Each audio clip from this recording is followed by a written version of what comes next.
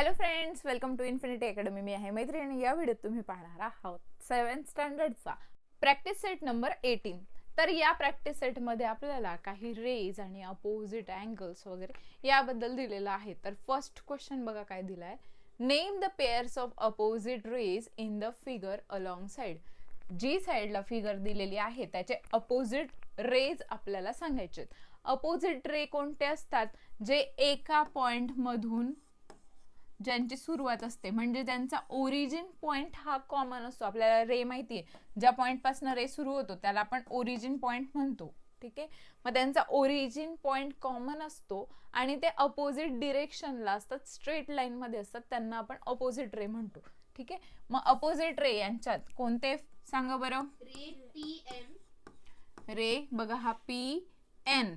ठीक आहे, P N and ray P T. Ray P T. ठीक आहे, P T. Second ray ray P M and ray P L. P L. कळलंय तुम्हाला? ठीक आहे, तर हे होतं फर्स्ट क्वेश्चनचं आन्सर. सेकंड क्वेश्चन आपल्याला दिलाय. Are the ray P M and P T. Are the ray P M and P T opposite rays. ते अपोजिट रेज आहेत का? Give reason for your answer.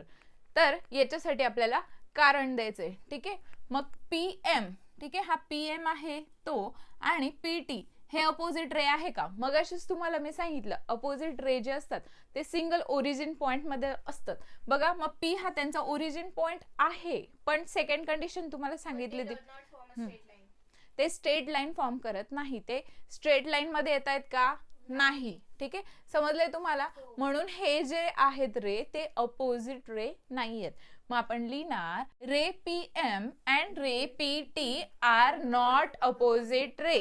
ठीक आहे, because they do not lie on the opposite side of origin point and do not form a straight line. Clear आहे तुम्हाला? तर हा होता आपला प्रॅक्टिस सेट नंबर 18.